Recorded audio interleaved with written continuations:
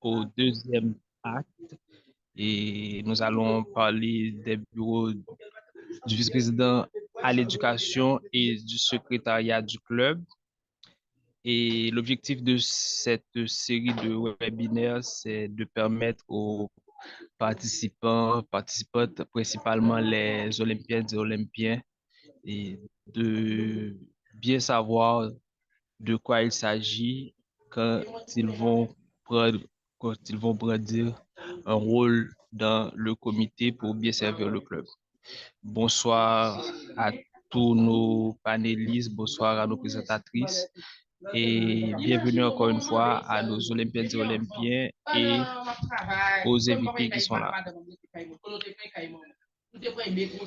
Aujourd'hui, cette série de webinaires le webinaire d'aujourd'hui va être mené par un toastmaster qui est passé de présentation au Club Olympus et à la division D aussi. Il est l'actuel vice-président à l'éducation du club et il est en train de faire un très bon travail. Il est ingénieur électronique de formation formé à la faculté des sciences de l'Université d'État d'Haïti. Vous savez déjà, je crois, de qui je parle. Il répond au nom de Carl F. Lacrette. Je m'abstiens de prononcer le prénom qui commence avec le F. Et je lui passe le luttrer virtuel pour mener cette séance et je vous demande de l'applaudir très chaudement. Tout se passe à la crête, le micro est à toi.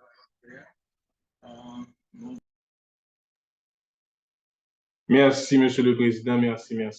Et bonsoir. Bonsoir à toute l'assistance. Je pense que notre Président a déjà succinctement campé en grande partie l'utilité de la séance de ce soir. Je dois vous dire, mesdames et messieurs, que ce qui se fait ce soir, c'est pas forcément quelque chose de très habituel à Olympus, mais lorsque vous avez une vice-présidente qui s'appelle Pascal Cantave, qui est une personne qui aime faire les choses en grand, une perfectionniste dans l'âme. Donc, au lieu de faire une petite séance de 15 minutes ou bien 2-3 petits échanges avec quelques anciens officiers, elle a de préférence jugé que ce serait plus intéressant d'organiser tout un webinaire, même si je doute fort qu'elle le fait dans le cadre d'un projet. C'est plus de la pratique, c'est du pur plaisir pour elle. Mais nous-mêmes, membres du club, nous profitons de ce travail qu'elle fait pour nous assurer de bien comprendre les rôles, de bien comprendre les avantages que nous pouvons en tirer, les défis et profiter de ces personnes qui ont joué certains rôles, qui viennent ici ce soir, ces soirs, partager leur expérience avec nous afin de nous aider à mieux nous préparer pour pouvoir éventuellement jouer certains rôles, briguer des postes de leadership au sein de notre club. Ce soir, nous allons voir 2 rôles. Le rôle de secrétaire, le rôle de vice-président de la formation. Donc, à la fin de cette séance, vous êtes censé comprendre au minimum ce que doit faire une personne qui occupe l'un de ces rôles. La semaine dernière, nous avions eu la première séance où on a parlé des élections générales et de l'occupation de poste de manière générale avec le DTM Innocent Richard, notre immédiat statistique directeur. Et aujourd'hui, on commence à attaquer certains rôles, en commençant, comme je l'ai déjà dit, par le rôle du vice-président de la formation et ainsi que le rôle du secrétaire. Le format qu'on aura est assez simple. Pour chaque rôle, nous allons tout d'abord avoir une personne qui va faire une présentation succincte du rôle. Quelles sont les responsabilités d'une personne jouant ce rôle? Et ensuite, nous allons avoir une petite table ronde avec 2 personnes ayant joué ce rôle avec brio qui vont partager avec nous leur expérience et donc nous aider à mieux appréhender cette situation. Donc, restez attentifs. Nous allons recevoir beaucoup d'informations. Prenez des notes parce que vous aurez aussi, vous-même public, une période de questions-réponses ouverte pour vous. Vous pouvez poser vos questions pour approfondir un point, pour éclaircir un doute, pour obtenir une information supplémentaire et que nos panélistes et présentateurs se feront un plaisir de répondre à ces questions.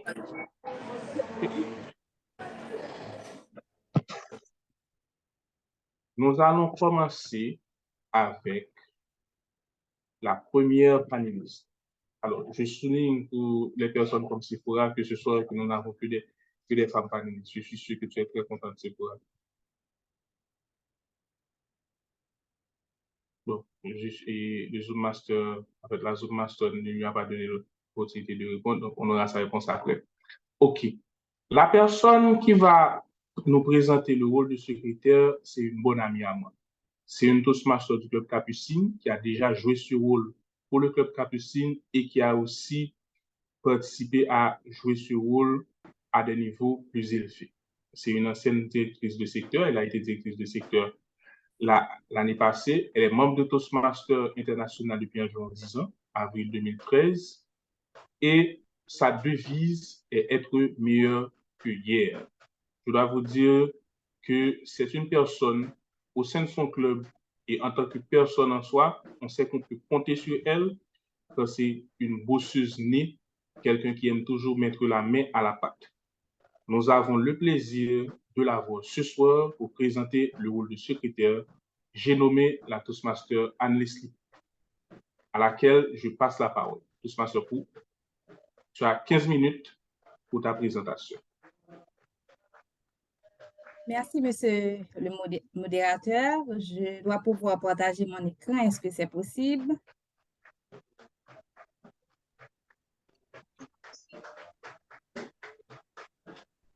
Est-ce qu'on voit mon écran? Oui, très bien. Est-ce qu'on m'entend? Il y a un PowerPoint, oui, on t'entend. Oui, oui. Bien sûr que oui. D'accord, merci. Merci, monsieur le modérateur. Chers collègues Toastmasters, chers membres d'Olympus, que serait notre colonne vertébrale sans son épine dorsale? Cela ne vous est-il jamais arrivé d'avoir eu mal à la colonne vertébrale parce que vous avez reçu un choc juste au milieu? Chers membres d'Olympus, chers collègues Toastmasters, tout comme l'épine dorsale est importante à la colonne vertébrale, imaginons juste un moment, une institution, une entreprise quelconque privée de la présence d'un ou d'une secrétaire. Ce personnel qualifié, multitâche, avec des droits de fait capables de répondre aux besoins, demandes et réactions de plus d'un dans une institution donnée.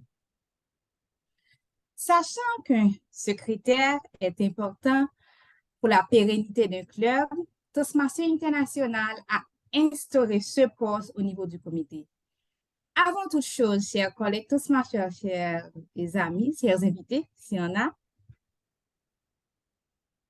c'est quoi un ou une secrétaire? Secrétaire, pardon. Je voudrais avoir une réponse, tout au moins pour voir si vous êtes avec moi.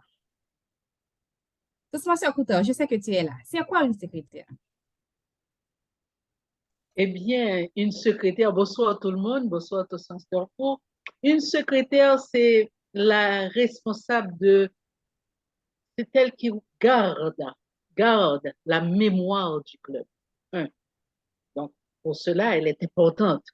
Mais c'est elle aussi qui travaille, c'est quelqu'un qui s'occupe de toute la correspondance du club et qui s'occupe aussi de faire savoir que telle personne, tel membre est toujours membre actif, mais que telle autre personne n'est plus membre. Voilà. C'est la mémoire du club. D'accord, merci Toastmaster. D'accord, merci Toastmaster pour ta réponse. Je vais voir de façon générale ce qu'est un secrétaire. Le dictionnaire, le Robert, définit un ou une secrétaire comme un nom donné à divers personnages relevant directement d'une autorité politique, par exemple, secrétaire d'État. Deuxièmement, personne qui s'occupe de l'organisation et du fonctionnement d'une organisation, secrétaire d'une section syndicale. Et pour finir, personne dont le métier est d'assurer la rédaction d'un courrier de quelqu'un et de préparer des dossiers, etc. Maintenant, à Toastmasters International. Bien que le secrétaire se trouve au 5e rang et des 5 membres et des membres du comité, son rôle et ses responsabilités ne sont pas minimes. Chers collègues Toastmasters, chers amis, pour Toastmasters International, les rôles et les responsabilités consistent en 4 points essentiels. Premièrement, c'est de prendre des notes. Prendre des notes, chers collègues Toastmasters. En tant que secrétaire, vous devez relever les minutes à chaque réunion de club et de réunion de comité de direction. Et pour relever les minutes et de club et des réunions de direction, les articles suivants sont à consigner dans les minutes de réunion. Nom du club, date de la réunion, lieu de la réunion, nom des participants de la réunion, nom du dirigeant à la présidence, correction et approbation des minutes de la réunion précédente, toutes les motions dont le nom de l'auteur du projet, le nom de la personne qui a pris la motion et si la motion a été validée ou rejetée, rapport de comité et les principaux points de tout débat ou discussion. Chers amis, ce sont là les points que nous devons trouver dans un rapport de réunion. Cette tâche demande une écoute active durant toute la réunion afin qu'on n'échappe à aucun point au niveau du rapport de la réunion. Maintenant, chers amis, entendons-nous, des événements non dépendants de notre volonté peuvent surgir, comme par exemple les aléas de l'Internet ou par exemple une urgence personnelle à gérer. Donc, dans ce cas, en tant que bon secrétaire, nous devons prévoir un assistant. C'est pour cela qu'on a toujours et souvent encouragé d'avoir un sous-comité dans chaque comité de club. Deuxièmement, le rôle et les responsabilités d'un secrétaire, c'est de tenir à jour les dossiers du club. Cela est l'une des tâches importantes d'une bonne secrétaire, savoir tenir les dossiers. Les minutes des réunions, les candidatures, les résolutions et la correspondance doivent être tenues à jour. Les minutes, les feuilles de présence, les clubs, charters, addendums, documents constitutifs, les rapports financiers annuels constituent, chers amis, un patrimoine important pour le club. Ils ont une durée de vie illimitée. Ce n'est pas moi qui le dis, c'est le Toastmasters International qui le dit dans le manuel de leadership. Et aussi, les audits, les relevés bancaires, les chèques annulés ont une durée de vie de 7 ans et les rapports internes, les rapports de comité, 5 ans et correspondance courant 3 ans. Mais la grande question qu'on peut se poser, chers collègues Toastmasters, comment tenir ces documents puisque nous sommes en mode virtuel et que le club n'a pas comme le bureau et n'a pas un classeur ou bien un siège ou bien un bureau physique pour conserver les dossiers. Et comment transmettre ces documents au comité et chaque année. Donc, cette question, on pourra lui répondre au moment des questions. Maintenant, nous allons voir le troisième point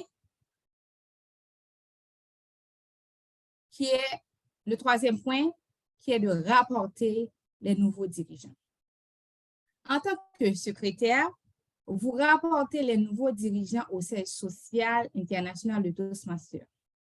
Une fois les nouveaux dirigeants élus ou nommés, vous devez mettre à jour la liste des dirigeants de clubs en ligne via www.toastmasters.org.club-central.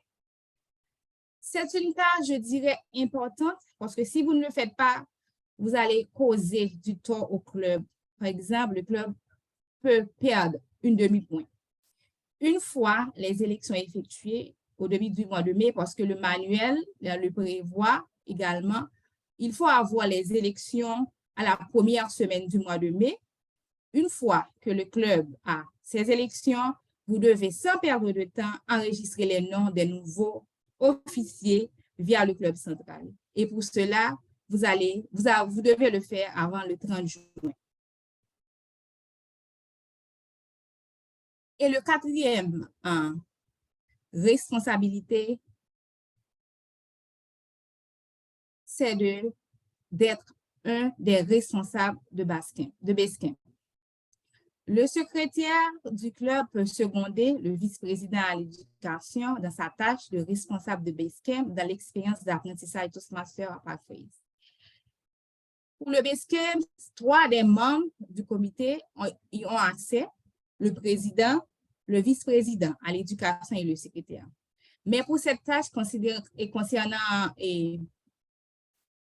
à la progression des membres, pour approuver un discours, c'est la tâche principale de la présidente, de la vice-présidente à l'éducation. Vous allez le voir tout à l'heure avec Toastmaster Kouta. Mais le ou la secrétaire peut seconder le vice-président à l'éducation dans cette tâche qui est d'aider et de voir les progressions des membres et d'approuver les crédits concernant les discours, etc. Chers collègues Toastmasters, nous venons de voir les 4 tâches principales du poste. Maintenant, dans la pratique, quelles sont les activités essentielles à faire avant, pendant et même après une réunion de club? Avant les réunions de club, le secrétaire doit publier les minutes de la réunion de club précédente en ligne et informer les membres du club que les minutes sont disponibles à la consultation. Également, préparer à l'intention du président du club une liste d'actions à prendre lors de la réunion d'entreprise dont les affaires en suspens, les annonces et la correspondance. Et pour finir, avant les réunions, le secrétaire doit commander des fournitures pour le club au besoin.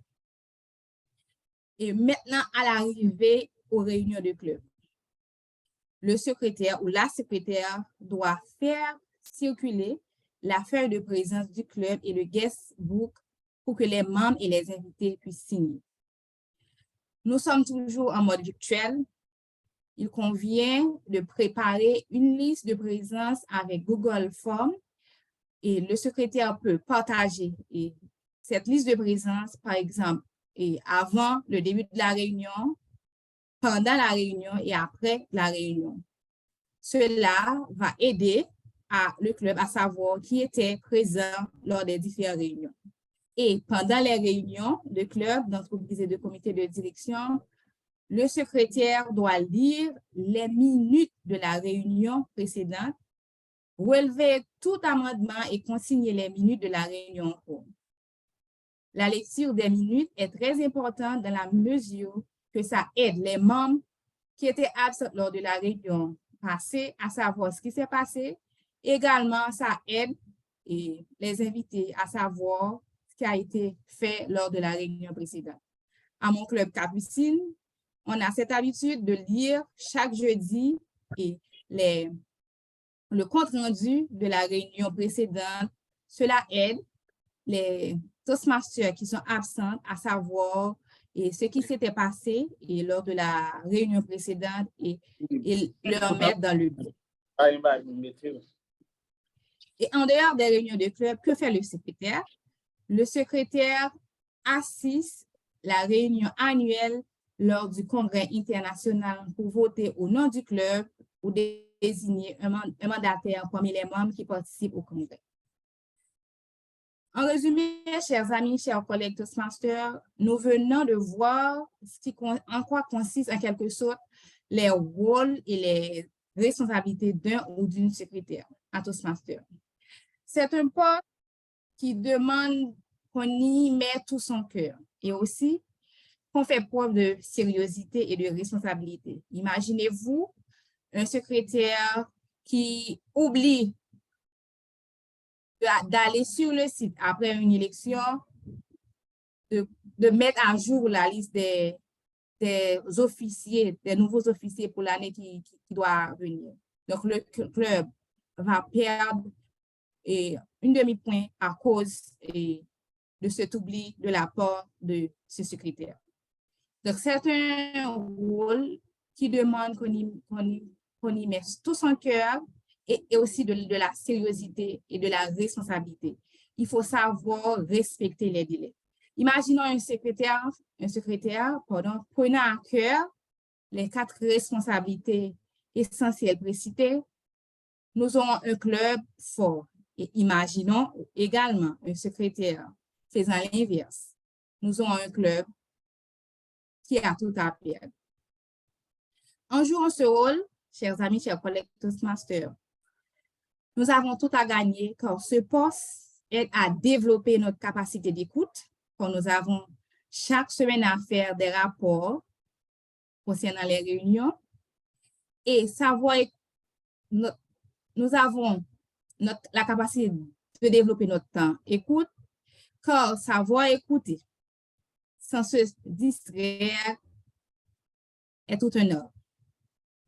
Si l'épine dorsale, comme je l'ai dit au début, est importante pour notre colonne vertébrale, le secrétaire ou la secrétaire est autant important car il est un excellent support au VPR, au trésorier du club, car il travaille de concert. Alors, mesdames et messieurs, faites vos jeux pour le poste de secrétaire. Monsieur le modérateur.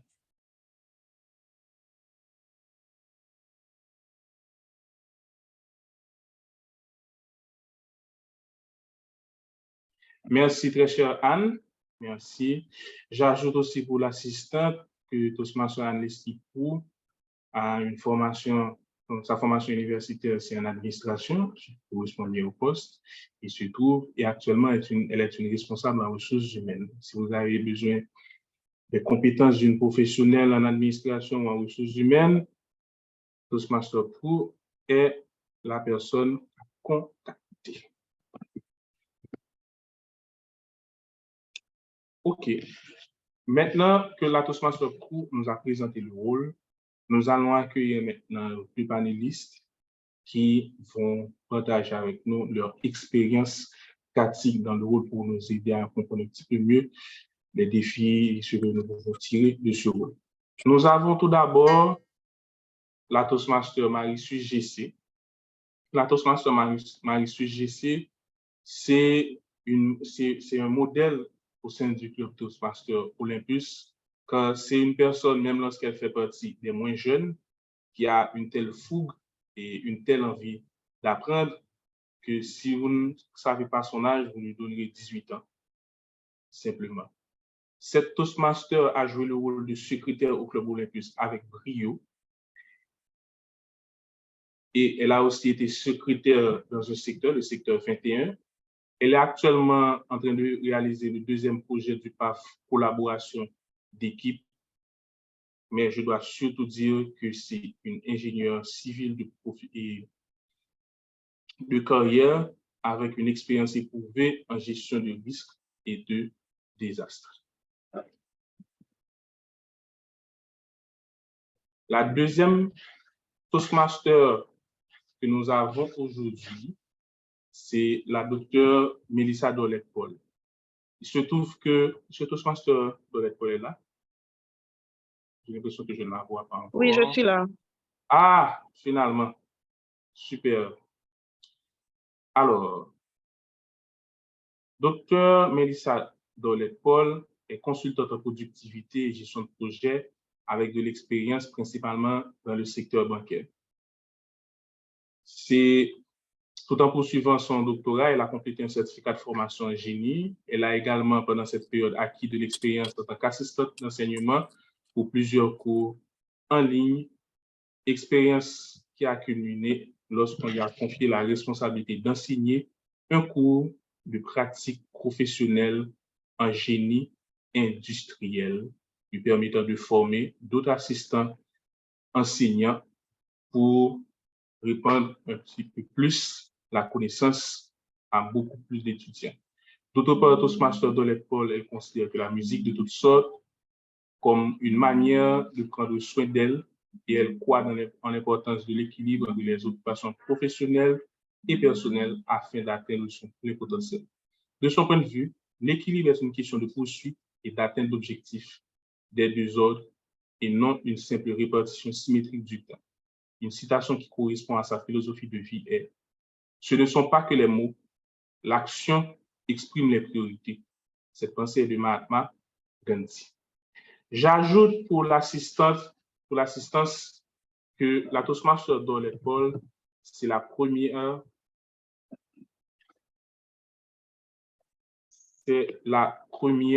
secrétaire du club Olympus. Donc, cette personne qui a joué le rôle pour la première fois. Toastmaster Dolette Paul, Toastmaster GC, vous êtes là, ça va? C'est bon, merci. Je suis là. Ok, je ne vois que ton background. Oui, c'est une image que je vois, je ne sais pas si ta caméra n'est pas ouverte. C'est possible.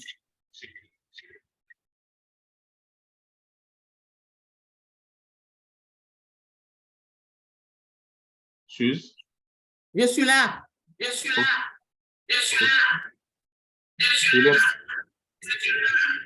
J'ai l'impression que Suze est en train d'utiliser plusieurs appareils. D'accord, je vais éteindre. S'il te plaît.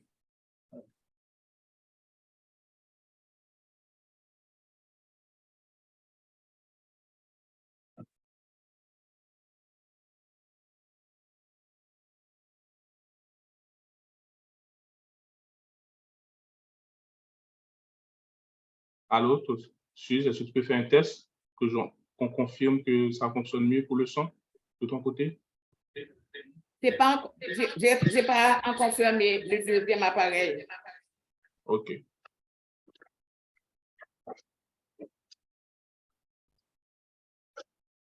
OK, ça va. Vous m'entendez très bien maintenant? Oui, super, ça va mieux maintenant. Toastmaster là, vous m'entendez? Oui, je t'entends très bien. Est-ce que tu m'entends toi-même? Oui. OK, très bien. D'accord. Super. Mélissa, ça fait très longtemps qu'on ne t'a pas vu. Je vais commencer avec toi. Tu es sur mute? Ah ben oui. Merci. Okay. D'accord, super. Un plaisir de t'avoir, Mélissa. Alors, un plaisir d'être là. Super. Surtout que je sais que ça fait longtemps qu'on ne s'est pas rencontrés, qu'on n'a pas discuté. Oui, ça fait très longtemps. J'ai été étonné, surpris, agréablement surpris de voir que Pascal a pu te dénicher et te convaincre de nous rejoindre.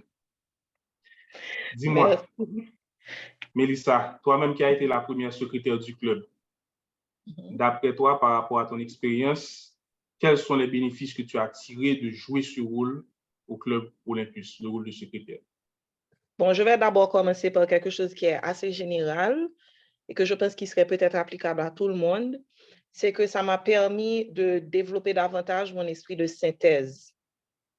Parce que, comme la présentatrice l'a mentionné, il faut comprendre, écouter, comprendre ce qui se dit et prendre des notes pour pouvoir rédiger le compte-rendu.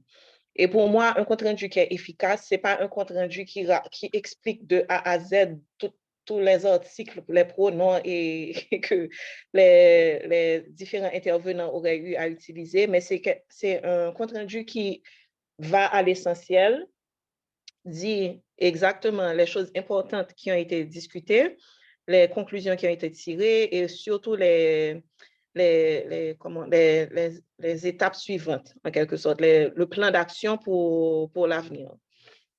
Donc, en ce sens, pour moi, ça m'a permis de beaucoup pratiquer et de raffiner mon esprit de synthèse.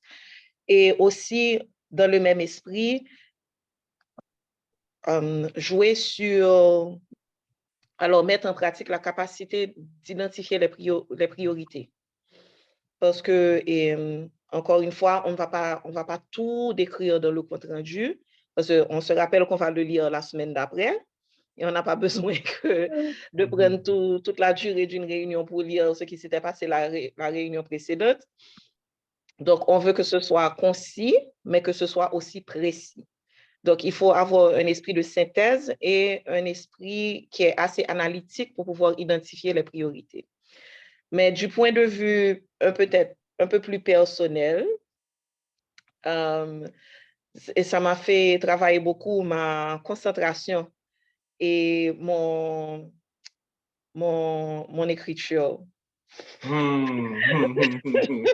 Quand tu dis ton écriture, tu n'es pas en train de parler de la forme des lettres. Ah, ça aussi. Mais bon, on s'entend que c'est surtout l'écrit, le choix des mots, la concision de ce que tu exprimes.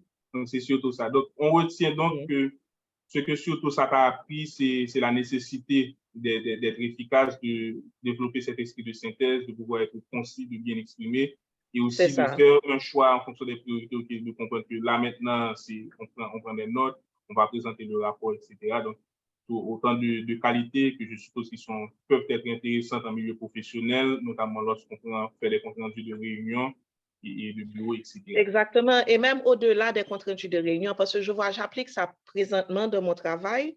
Quand j'ai plusieurs projets que je suis en train de jongler, des fois, on peut se perdre. Si on n'a pas cette capacité de priorisation, cette capacité d'écoute, et voilà, on va se focaliser sur ce qui est plus important et ce qui est plus urgent, on peut se perdre facilement. Ce n'est pas seulement pour les rédactions, les documents qu'on rédige, mais ça s'intègre dans toute la vie. OK, d'accord. Merci, Mélissa. Merci. Suze, tu es là? Tu es avec nous? Oui, je suis là.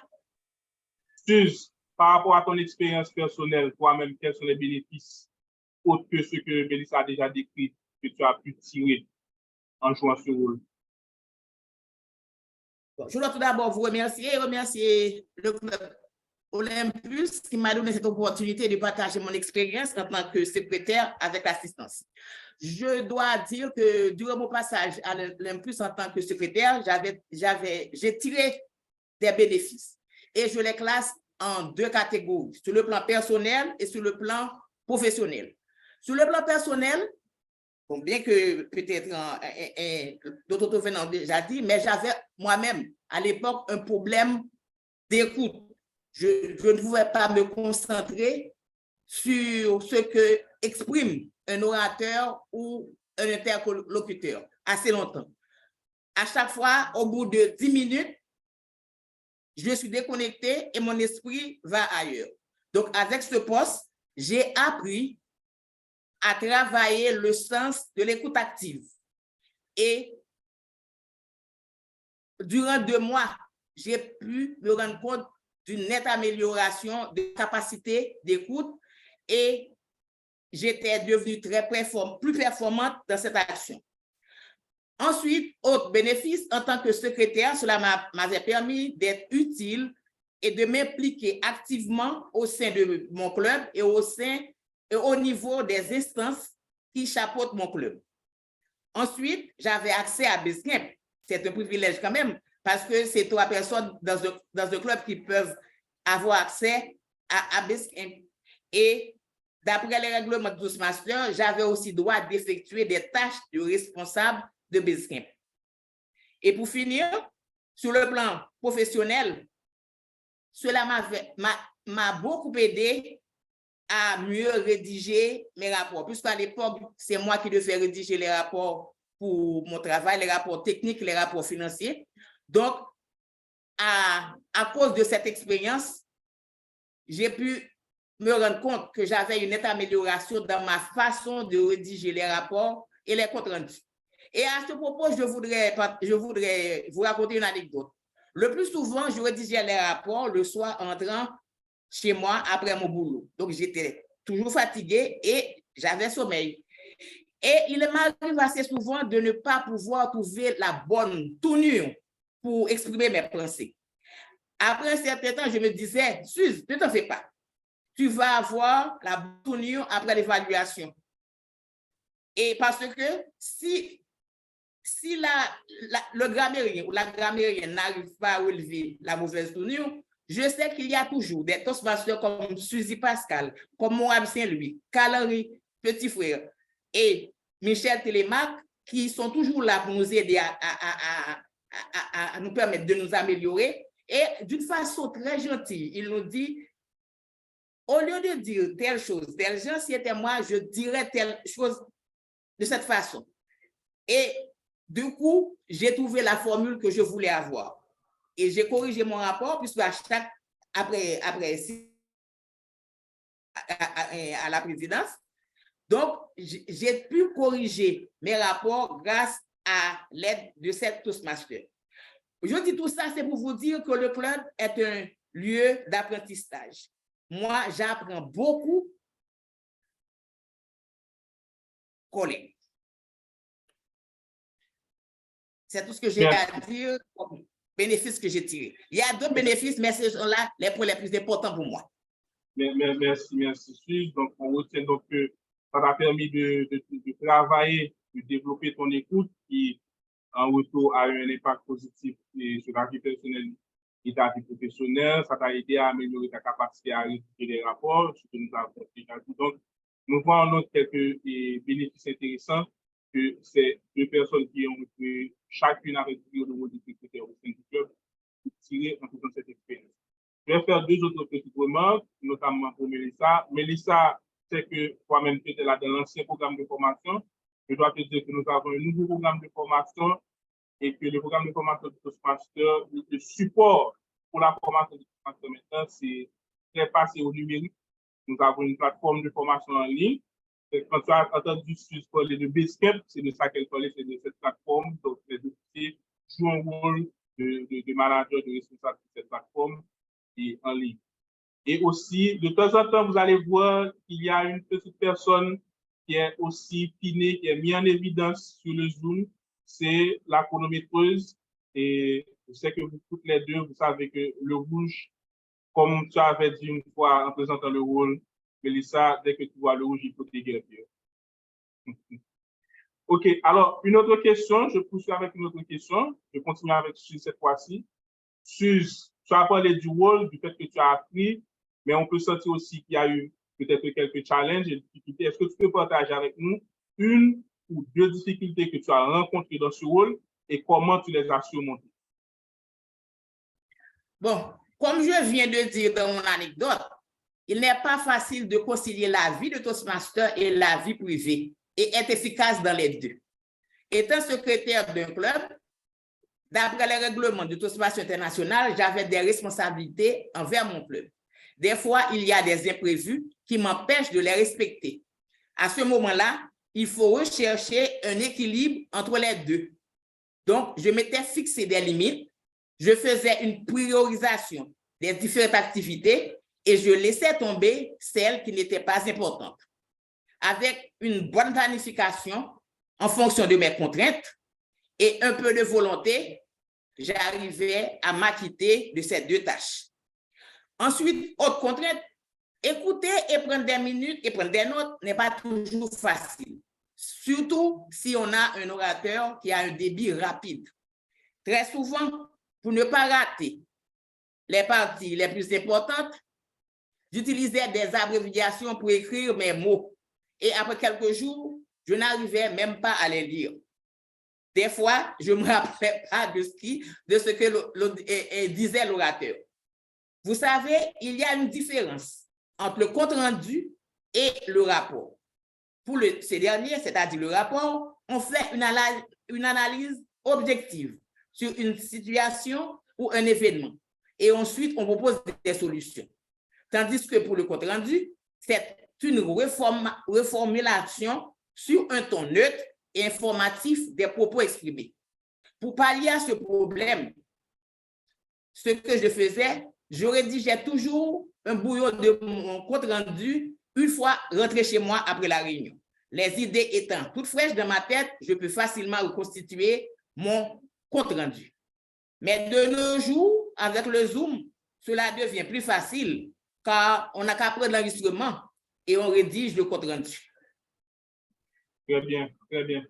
Merci, Toastmaster GC. J'insiste sur ce point que je trouve intéressant.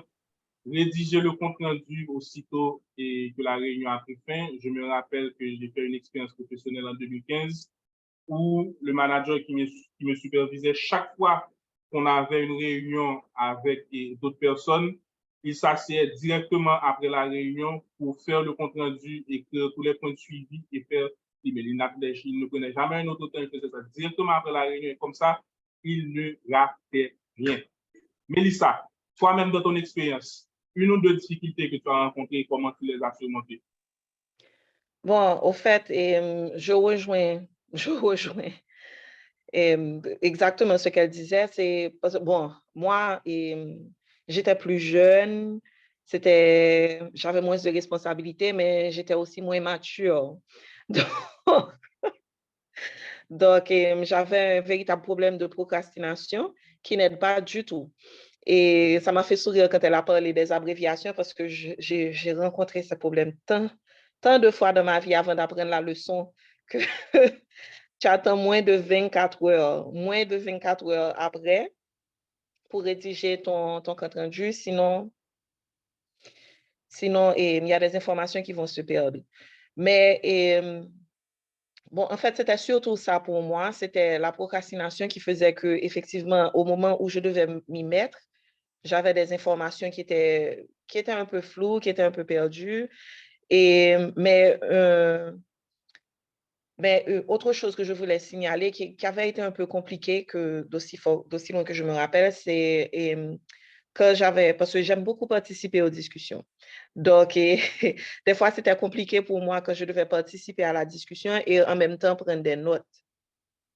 Et pour rappel, on était encore tout jeunes et la structure peut-être n'était pas aussi bien établie qu'elle l'est maintenant. Et vers la fin, si je me rappelle bien, on avait pu résoudre ce problème parce qu'il y avait des sous-comités et je savais que je pouvais compter sur un tel ou une telle pour prendre des notes au moment où je me perdais dans la discussion de ce que je voulais dire. Donc, pour moi, c'était ces 2 points-là. Apprendre qu'il fallait aussitôt que possible se concentrer et rédiger le compte rendu et aussi apprendre à demander et à trouver de l'aide pour les moments où je suis tellement perdue dans la discussion moi-même que je ne pense pas forcément à prendre des notes. Donc, je vois que et toi et Suze, vous avez parlé de ce point. C'est nécessaire d'avoir un sous-comité, d'avoir d'autres personnes qui prennent des notes aussi, de sorte à ce que le travail et le compte rendu ne dépendent pas uniquement que de vous-même. Tu l'as dit, parfois tu participes à la réunion, c'est aussi à une discussion, mais aussi cela se peut que dans certains cas, même si tu es la secrétaire, tu as un rôle qui rend difficile pour toi de prendre des notes. Par exemple, si tu es l'animatrice de la réunion, tu as un discours qui te stresse et ce jour-là, ou tu as un autre rôle important. Donc, c'est très important. Ne pas passer au sous-comité, c'est extrêmement facile, mais cher secrétaire qui allait prendre ce rôle au syndicat pour les plus, pensez à avoir un sous-comité, à avoir une personne qui peut couvrir à votre place, prendre des notes. Laisse-moi te demander, Mélissa, tu as joué le rôle en étant jeune, tu l'as dit. Maintenant, supposons que quelqu'un vienne, l'un ou l'une de nos jeunes Toastmasters veut briguer ce poste.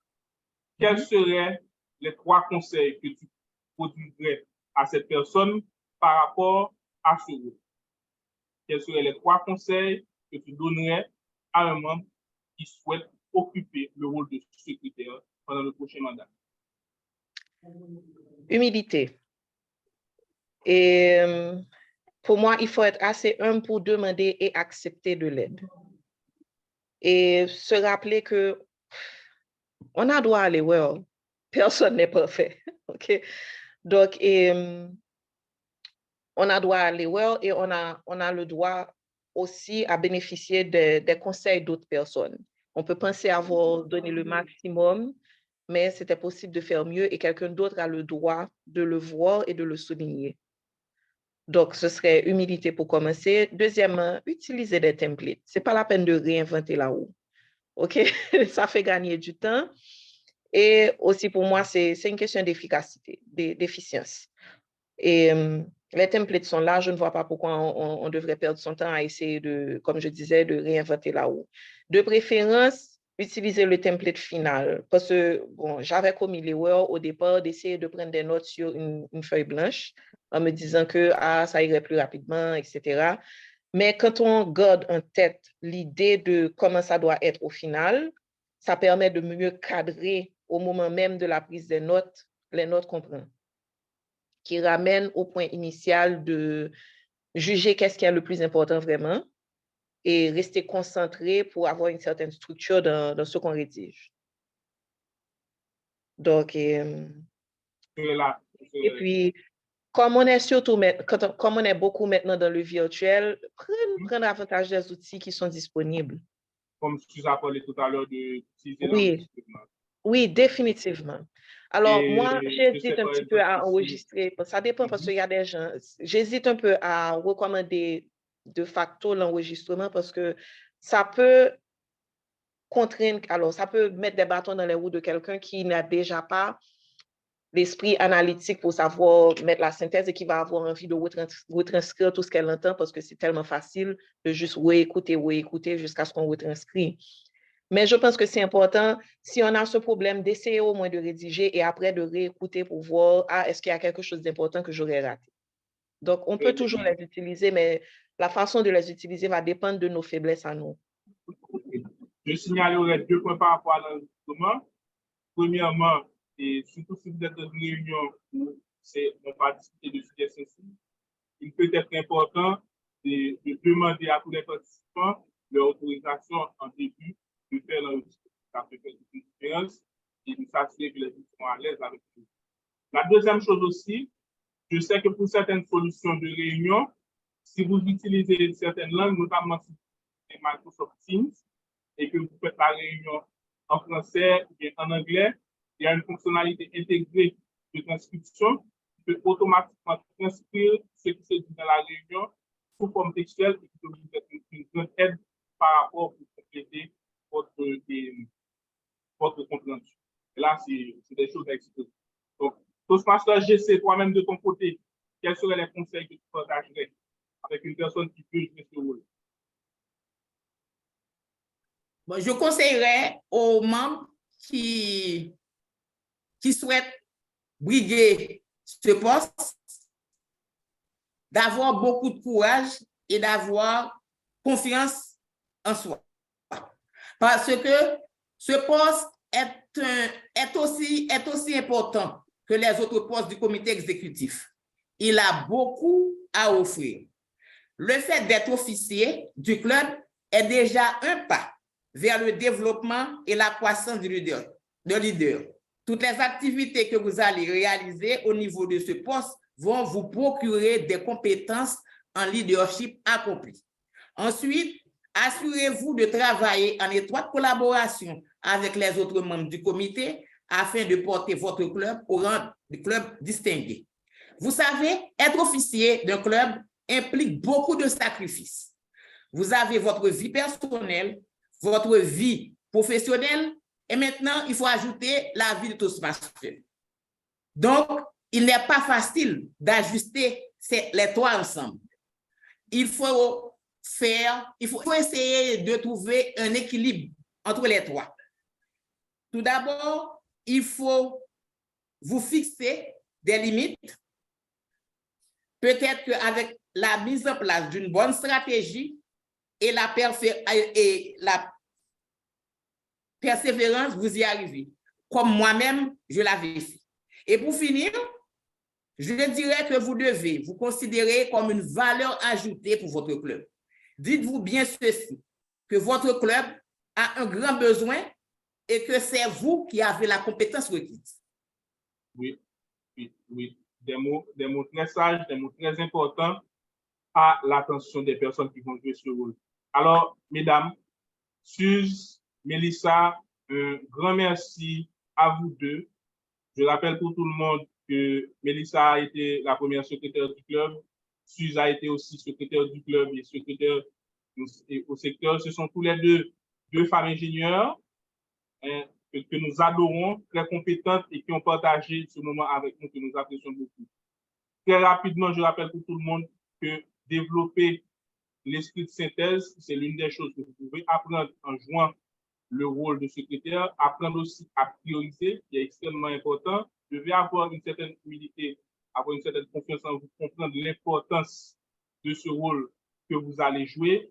Utiliser des templates pour pouvoir y aller rapidement. Éviter de procrastiner. Rédiger les rapports le plus vite possible, moins de 24 heures après les réunions. Et comme ça, vous allez rapidement aider votre club. Comme la présentatrice l'a dit, aussi en jouant ce rôle et en respectant les principes de Toastmaster, ça allait permettre à votre club d'avoir certains points au niveau du TCP, notamment en renouvelant la liste des officiers qui ont été élus, et ainsi aider le club à bien fonctionner et à respecter les principes de Toastmaster international. Merci encore, mesdames, pour ce moment de partage. Nous allons prendre une petite pause avant de passer au prochain rôle. Mais juste avant, je souligne pour tout le monde que le Chatmaster est en train de faire un excellent travail de résumé au niveau du chat. c'est un secrétaire en puissance. Toastmaster Caroline et Petit Frère. Je souligne aussi pour vous qu'à la fin, on va avoir une période de questions-réponses. Si vous avez des questions supplémentaires, vous pouvez les noter afin de pouvoir les poser juste à la fin par rapport au bureau. Donc, mesdames, Mélissa, Suze, restez là. Il se peut qu'il y ait des questions pour vous à la fin. Madame la Zoom Master, notre petite pause. C'est à nous de te remercier, Suze. C'est à nous de te remercier, Mélissa, et aussi Anne. Madame la Zoom Master, notre petite pause de 3 minutes.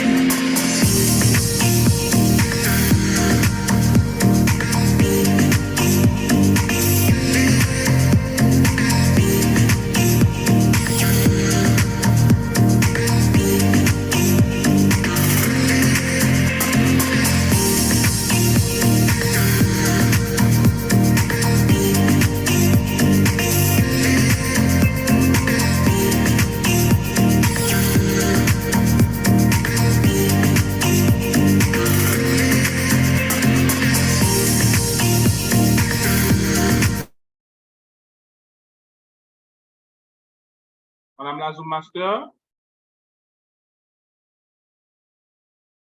ce silence tout d'un coup, ça veut dire que on y est, les 3 minutes se sont écoulées.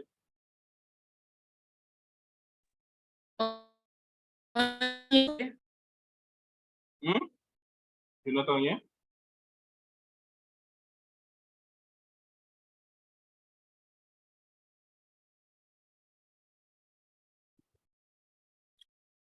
Oui, on recommence l'école. OK, d'accord, super. Donc, on va continuer. Alors. Oui, donc on va continuer avec le second rôle. C'est exactement la même structure qu'avant. Tout d'abord, nous allons avoir une présentatrice qui va nous présenter le rôle et ensuite 2 panélistes pour partager leur expérience avec nous. On passe au rôle de vice-président à la formation et nous allons cette fois-ci accueillir une DTM, une Distinguished Toastmaster, une Toastmaster distinguée.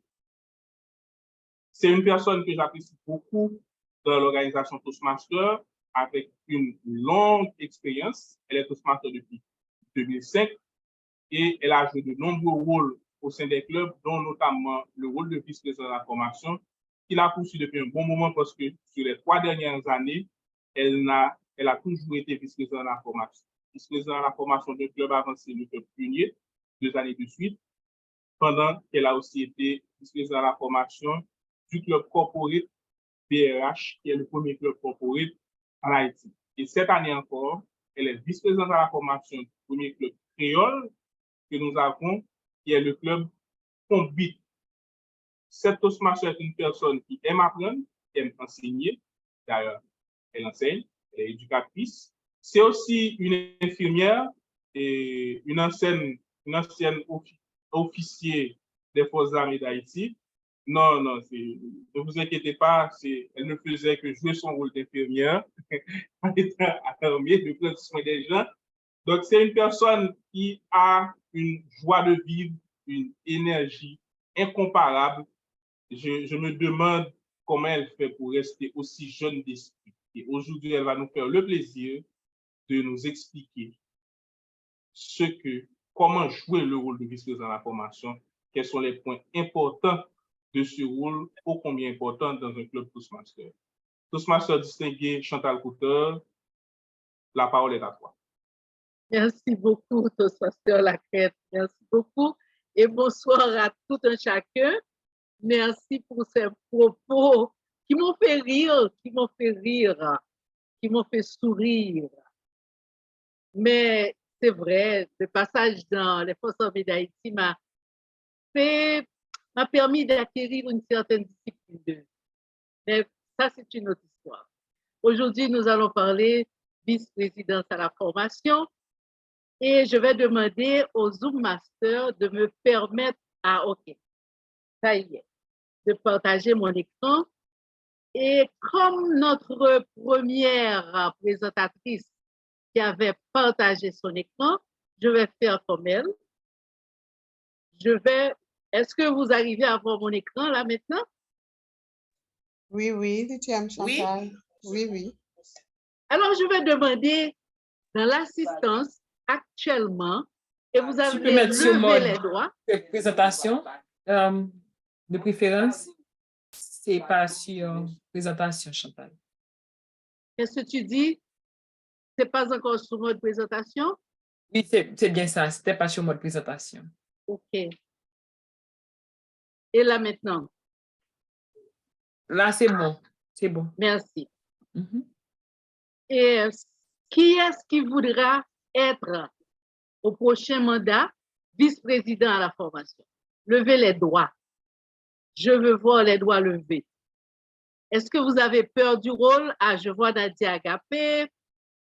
Je ne vois pas d'autres mains levées. Mes amis, il y en a qui ont peur de ce rôle ou quoi? Qu'est-ce qui vous empêche de lever la main? Et Marilyn, je te vois bien comme vice-présidente à la formation.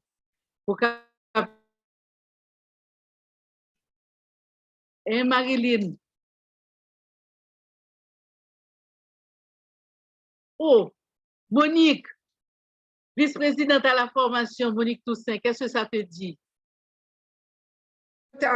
Oui. Bonsoir, Chantal. Bonsoir tous. Pas maintenant, Chantal. Pas maintenant. Pas maintenant? Qu'est-ce qui fait peur? Qu'est-ce qui effraie? Qu'est-ce qui effraie dans ce poste? Je pense que Carl, avec tes invités, tu devras montrer aux Toastmasters que ce poste donne beaucoup plus d'avantages. D'ailleurs, si je demande à Peterson, il va me dire, oui, c'est un poste qui aide beaucoup. Peterson, est-ce que tu n'es pas content de faire cette expérience cette année? Bon, Chantal, pour être tout à fait honnête, bonsoir et bonsoir à tous les autres collègues qui sont là. Je suis partagé. En fait, c'est un poste très stimulant. Par contre, je ne suis pas sûr que ça donne que des avantages. En général, tous les postes amènent leur petit lot de tracasseries. Mais les tracasseries font partie de la vie et c'est ce que cela nous apprend à trouver des solutions. Alors, il ne faut pas avoir peur de se hasarder. Et je vois que tu t'en sors très bien avec ton club. Alors, mes chers amis, j'aurais souhaité qu'à la fin de la présentation, il y a Berman Michel qui a levé la main. Très bien. Toastmaster Michel, tu seras probablement un prochain vice-président à la formation. Excellente nouvelle. Alors, est-ce que vous voyez, est-ce que ma page a changé, Sephora? Oui, la page a changé. Comment je me définis? Voilà, comment je me définis en tant que vice-président à la formation? Vous voyez, c'est joli. Qui est-ce qui peut lire comment on se définit? Qui est-ce qui peut lire pour moi? Je suis l'amour du club. Je suis la clé du succès. Je suis un ange. Je suis un ange Le gardien. cœur. Voilà, je suis le cœur du club. Je suis le cœur du club. Je suis la clé du succès. Et je suis un ange gardien. Vous voyez comme c'est beau la définition que moi j'ai donnée au rôle de vice-président à la formation. Parce que le premier jour que j'ai fait connaissance avec Toastmaster International, j'étais vice-présidente à la formation. Vous imaginez quelqu'un qui ne sait pas ce que c'est que Toastmaster et qui du jour au lendemain se retrouve vice-président à la formation. On apprend, hein? L'erreur est là pour être commise, mais l'erreur est là aussi pour nous apprendre comment nous améliorer. Et si nous ne commettons pas d'erreur, nous ne saurons pas que nous avions du succès. Donc, le vice-président ou la vice-présidente à la formation est la personne clé pour le club. D'ailleurs, c'est le numéro 2 du club. Et je vous assure que l'absence du président, ce numéro 2 devient numéro 1. Je suis la clé du succès. Parce que si je ne joue pas mon rôle, bien, si je n'aime pas ce que je fais, le club n'aura pas le succès qu'il cherche. D'ailleurs, le DCP seulement s'appuie sur 6 points avec la formation. Le DCP, un DCP de 10 points, on a 6 points seulement pour la formation. Les autres 4 points sont partagés en pour différentes activités, différents comités. C'est-à-dire que la formation est seule à 6 points. Donc, je suis la clé du succès. Et je suis un ange gardien parce que je vous aide à vous améliorer. Je suis après vous. Je vous apporte les clés du succès. Donc, je suis une personne importante. Mais qu'est-ce que je gagne? Si tout ce que je fais, je le fais pour vous, qu'est-ce que moi j'y gagne? J'ai écrit ce que moi j'ai gagné, mais je suis certaine que d'autres qui ont joué ce rôle ont pu gagner autre chose, ont pu gagner davantage. Moi, j'ai dit que j'ai appris à planifier ma vie. C'est vrai, parce qu'avant, je faisais les choses au petit bonheur.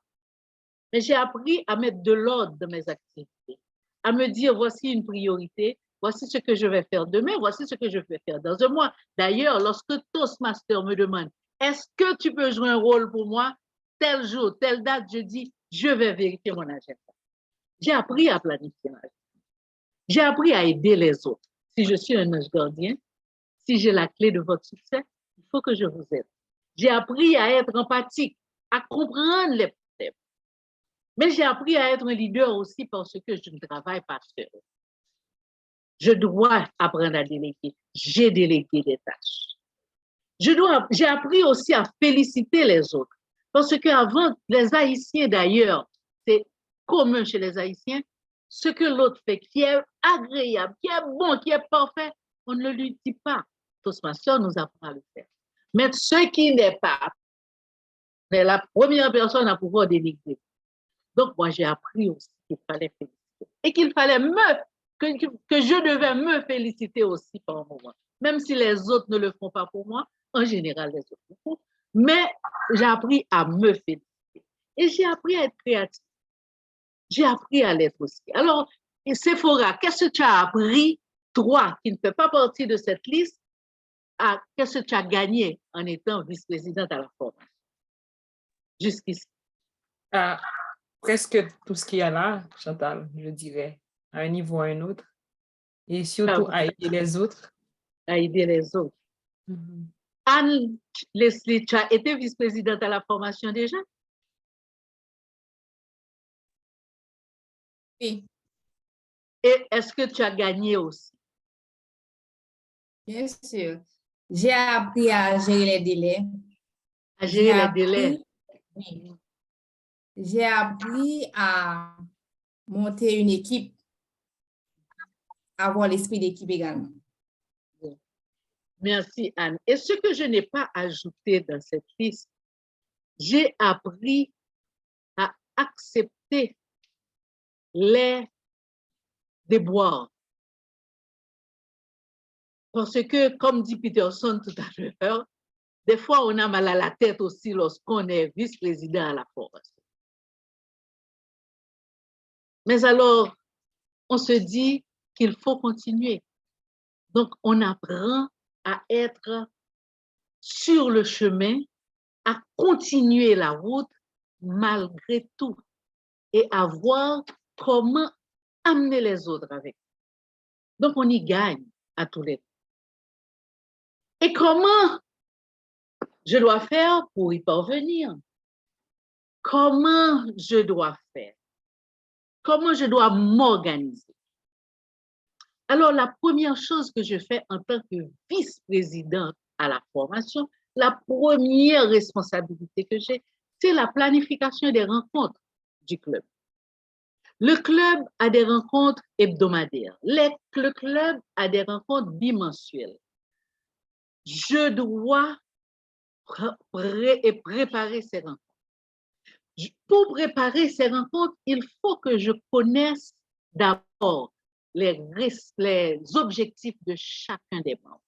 Il y a des membres qui ont des objectifs d'être beaucoup plus des leaders que des communicateurs. Il y en a qui ont envie de briser leur timidité, de pouvoir prendre la parole face à un public. Il y en a qui ont besoin d'une discipline.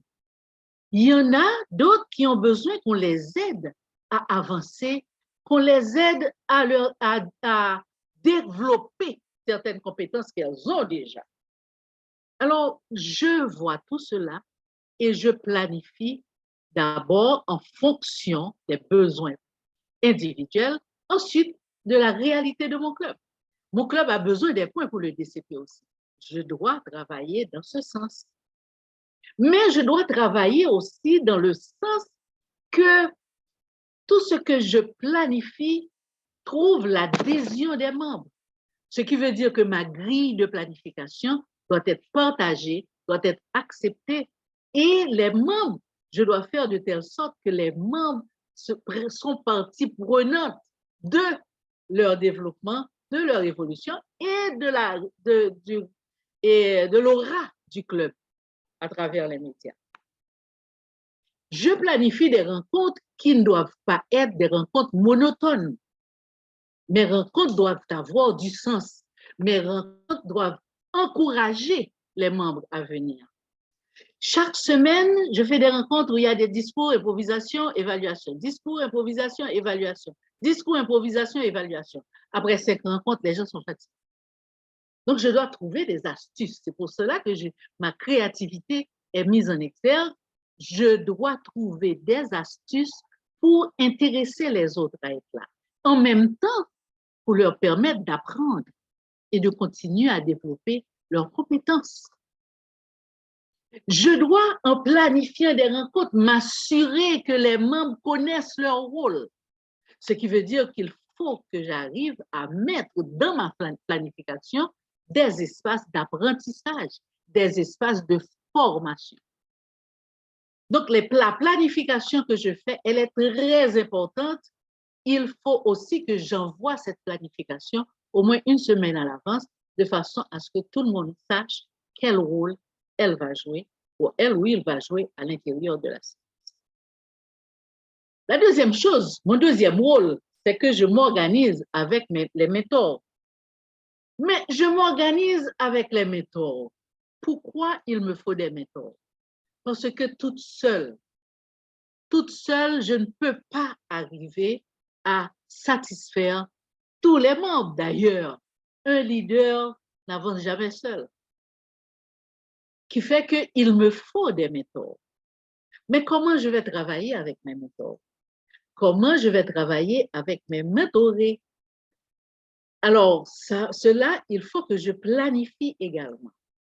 Il faut que j'arrive, lorsque j'ai des mentors qui acceptent de partager leur savoir avec les nouveaux, avec d'autres, de les guider, il faut que moi, je travaille avec les mentors. Je ne peux pas les laisser seuls. Et c'est peut-être une faiblesse chez nous. Les mentors sont laissés pour compte. C'est-à-dire, dès que le vice-président de la formation dit « Anne-Leslie, tu es mentor, je te nomme mentor de Marilyn et tu vas travailler avec Marilyn et puis j'oublie Anne-Leslie jusqu'à la fin de l'année. » Je ne sais pas ce qu'Anne-Leslie fait avec Marilyn. Je peux, lorsque Marilyn prononce un discours, je peux voir si le mentor l'a aidé. Mais je n'ai pas de rencontre avec Anne-Leslie. Non, ça ne se peut pas. Il faut que j'organise des rencontres avec mes mentors et aussi des rencontres où je demande au mentoré est-ce qu'il ou elle est satisfait. Ça, c'est un rôle très important parce que cette connexion constante que je fais avec les mentors et les mentorés me permet de mettre au sein de l'équipe, au sein du club, une bonne entente, de bons échanges. Cela amène à avoir des amis, pourquoi? Un réseau. Et mon troisième rôle, c'est que je m'occupe des concours. Tout ce qui a trait à concours, que ce soit, d'abord, ça commence au niveau du club, ça continue au niveau du secteur, ça arrive au niveau de la division, et si mon club est champion, ça va arriver au niveau du district. Donc, ma responsabilité ne s'arrête pas seulement au club. Cependant, dans mon club, je ne suis pas tenue d'organiser un concours. Je peux, avec les membres du club, désigner un candidat, désigner un concurrent. Cependant, si j'organise un concours, il faut que je le fasse dans les normes, dans les principes de Toastmasters International. Mais de l'autre côté, je peux organiser aussi des concours en dehors des concours obligatoires. Je peux décider d'avoir, pourquoi pas, un concours de toast.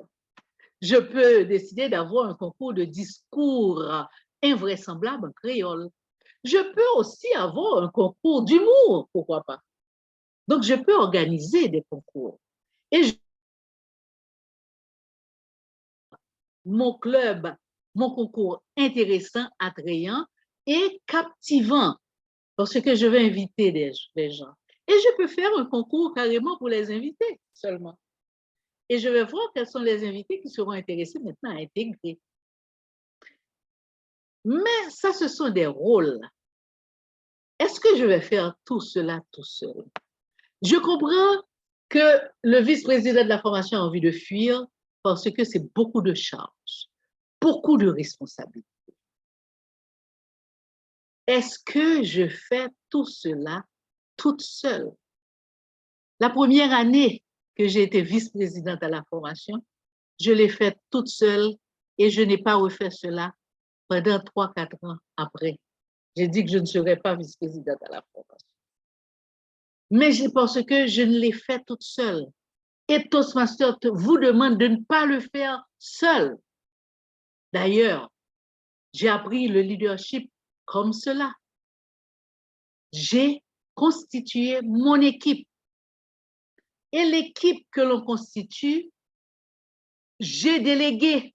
J'ai appris ce que Toastmasters Innocent Richard nous apprend à faire maintenant, ces jours derniers, la délégation. J'ai appris à déléguer des pouvoirs. J'avais un responsable. Oh, j'ai 20 minutes qu'on m'a donné. Je vois le carton rouge, moi je suis à 13 minutes, 15 minutes seulement. J'ai un vice-président, un responsable pour les concours, j'ai un responsable pour le mentorat, et moi je m'occupe de la planification des réunions. Donc cela, je le fais avec une équipe.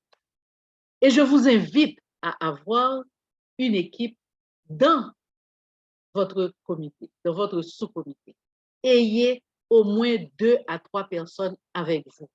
Et je suis certaine que Sephora, qui est multitâche, ne va pas me contredire, même si des fois c'est difficile. Mais avec tout cela, je n'oublie pas que je suis membre du bureau. Qu'est-ce que ça veut dire, membre du bureau? Je suis membre du bureau, c'est-à-dire que je suis la deuxième personne dans le comité du club.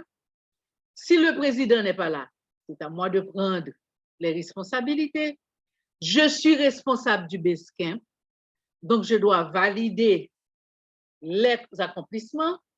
Je dois, ce que l'on m'a reproché dernièrement, faire valoir, dire que tel Toastmaster a terminé un niveau, a terminé un PAF. Je vais être la première personne à l'applaudir. Je suis membre du bureau, je dois participer aux réunions de bureau. Je suis membre du bureau, je dois participer aux réunions du secteur, aux réunions du district, aux réunions de la division, et en tant que deuxième personnage de mon club, j'ai aussi le droit de vote. Alors, je suis membre du bureau, je dois savoir que j'ai ces responsabilités. Mais je ne dois pas oublier que je suis membre aussi du club. Et en tant que membre du club, je dois aussi présenter des discours. Je dois jouer des rôles. Je dois évaluer quelqu'un. Je dois être évalué aussi à mon tour. Parce que je suis aussi un membre qui a des objectifs à atteindre. Donc, je suis membre du club. Je dois permettre à mon club, au niveau du DCP, je dois permettre à mon club d'aller à l'extérieur du club, d'aller visiter d'autres clubs, d'aller jouer des rôles dans d'autres clubs. Je suis membre aussi du club.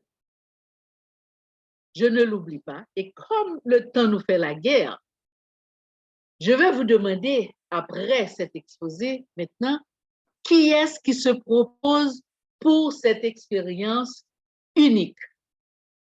Qui est-ce qui est intéressé à devenir vice-présidente à la formation? Je regarde Anne-Gaëlle qui a allumé sa caméra. Certainement, elle va mettre son pouce en l'air pour dire oui, moi je suis intéressée. Ce n'est pas la fin du monde, ce n'est pas la mer à boire.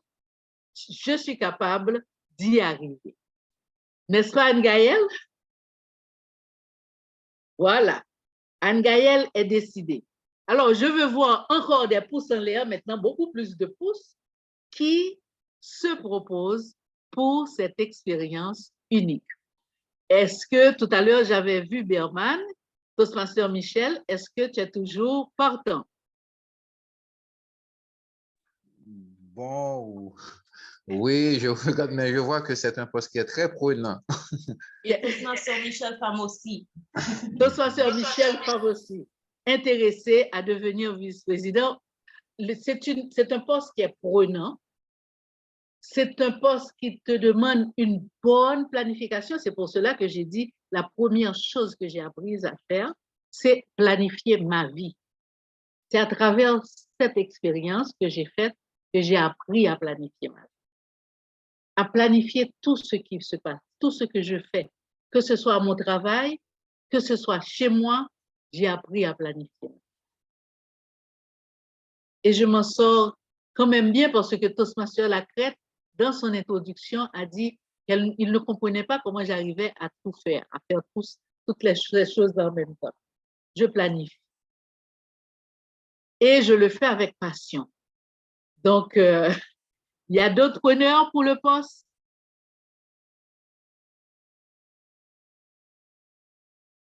Il y a d'autres preneurs? Je ne vois pas d'autres preneurs, mes amis. Nadia, dis-moi, tu es intéressée, pas vrai, à jouer le rôle de vice-présidente à la formation, Nadia? Bonsoir tout le monde, bonsoir DTM Chantal. Oui, c'est un rôle que j'ai eu il y a 2 ans. Je t'ai même pas dit merci, pardon.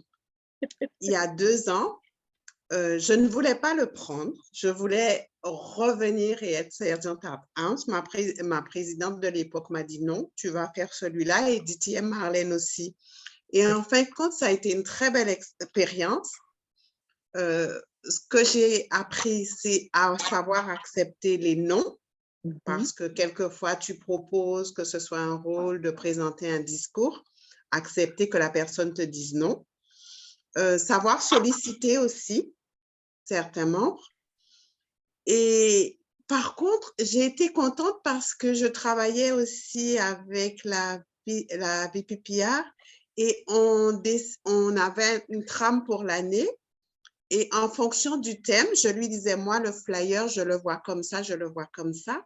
Et on a fait des choses extraordinaires, vraiment, avec des petits moyens. On a fait, comme on était en Zoom, on a fait des soirées pyjama où le thème, on devait être en pyjama à la maison en Zoom. Alors, on a eu des personnes qui ont présenté leur discours dans leur lit. Certaines évaluatrices avaient leur bigoudi sur la tête.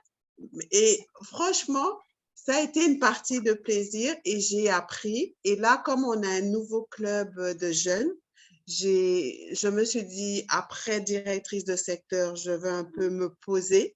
Donc, je vais essayer de prendre le rôle, prendre le rôle de VPE. Mais franchement, j'ai beaucoup appris. Et il y a quelque chose aussi, DTM Chantal, et aussi, chers collègues, on a créé grâce au COVID, il s'est créé le club des VPE. Donc, ce qui fait que, oui, quand moi j'avais des soucis, je mettais dans le club, j'ai besoin d'une présentatrice, j'ai besoin de quelque chose et ça fonctionne. Et je ne sais plus qui c'est. On avait fait pour la première séance du mois d'août, on avait fait journée plage. On avait dit que notre thème, c'était journée plage. Et quand on a envoyé notre flyer, il nous manquait une personne et je ne sais plus qui c'est d'Haïti est venue. Il m'a dit, ah, je veux voir comment vous faites. Donc, elle est venue et puis il fallait avoir sa tenue plage, son background et tout. Et franchement, c'est des moments. C'est beaucoup de travail, mais on est fiers aussi d'aboutir au résultat. Merci beaucoup pour ton témoignage, Nadia. Merci. Ça m'a fait plaisir. Et sur ces paroles, moi, je vais tirer ma révérence. J'espère qu'il y aura beaucoup plus de preneurs pour le poste. Et Toastmaster La Crête, je te remets l'espace virtuel. Merci Chantal, TTM Chantal, notre maman adoptive à tous et à la division D. Nous allons donc rapidement passer au témoignage avec nos deux autres panélistes. Ça va être une ambiance qui va prolonger ce que vient de commencer déjà la DTM Potter. Nous allons accueillir avec nous la Toastmaster Suzy Pascal, qui est membre du Club Olympus depuis 2016, qui a été communicatrice compétente dans l'ancien programme et qui surtout a été vice-présidente à la formation et présidente du Club Olympus. Je dois vous dire que c'est une dame que je connais depuis que je suis en réto. C'est une dame très intelligente, appliquée, méthodique. Lorsque j'avais rejoint la faculté, et il y a un fameux cahier de Suzy Pascal pour l'un des cours. Vous n'aviez plus besoin de prendre des notes dès que vous aviez ce cahier en main. Il suffisait de faire une copie parce que tellement madame avait pris le soin de prendre des notes bien organisées avec des couleurs pour les titres, des couleurs pour les notes, des commentaires dans les marges, etc., etc. Donc, on va là recevoir aujourd'hui. Suzy, tu es où? Ah, voilà, voici sa tête. Tu peux ouvrir ton micro? C'est sur mute? Non, bonsoir, ça Suzy. va. Bonsoir, Toastmaster La Crête. Ça va bien? Ça va bien, merci. Est-ce que ce cahier existe toujours? Je suppose que ce devrait être un monument de la faculté des sciences. Nous allons accueillir aussi une autre de nos anciennes vice-présidentes à la formation que j'ai eu le plaisir de mentorer et qui va nous changer d'avoir que des ingénieurs à partager leur expérience avec nous. Donc oui, c'est un vent nouveau, c'est un vent frais au sein du Club Olympus, une perspective différente et nous espérons que ça va nous aider à nous enrichir. Nadine, tu es là, à très cher mentoré. Une mentorée qui a de très loin dépassé son mentor. Où est-elle? Toastmaster Desulma? Oui. C'est qu'elle était là? Je suis là. Ah, voilà, super. Nadine est là, Suzy est là. Nous y allons directement. Alors, la première question, vous vous en doutez, qu'est-ce que vous avez tiré de jouer ce rôle de vice-présidente à la formation? Qui veut commencer? Je ne peux pas dire les femmes d'abord. Je vais dire la plus jeune d'abord. Vas-y, Toastmaster des humains. Ah, je pensais que tu allais commencer. D'accord. La plus jeune. Nadine, on commence avec toi. Qu'est-ce que tu as D'accord, tiré? Suzy. Alors, je vais prendre en compte trois bénéfices que j'ai tirés de ce poste de vice-présidente à la formation. D'abord, comme dit le dicton, le leadership et l'apprentissage sont indissociables. La première chose, c'est que j'ai appris à être un leader. Étant donné qu'être leader n'a jamais fait partie de mes objectifs de vie, j'ai pour la première fois à Toastmasters International apprendre à savoir ce qu'est diriger. Et je dois vous dire que ça n'a pas été une tâche facile. La deuxième bénéfice pour moi a été de cultiver une force mentale, on peut dire. Quand je dis force mentale, et à l'époque où j'ai été vice-présidente à l'éducation, le pays, jusqu'à maintenant, le pays vivait une situation difficile. Et ça m'a, par rapport à cette situation difficile, ça avait atteint nos mains.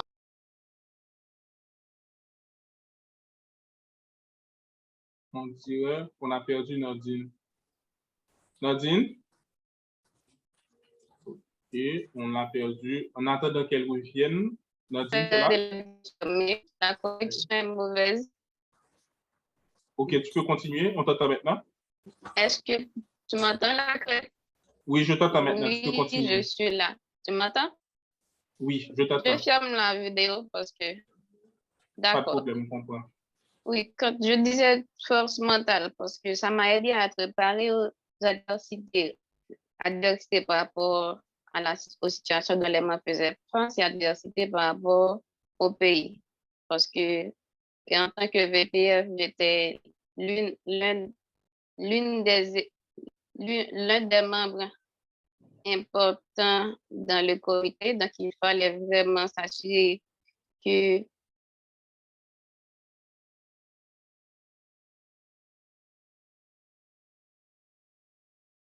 Ok, on a perdu Nadine. J'ai l'impression que sa connexion laisse à désirer. Oui, la connexion est très mauvaise. Oui, il y a l'appui, on comprend. Ok, essaie donc de voir si tu peux finir. Oui. Et puis le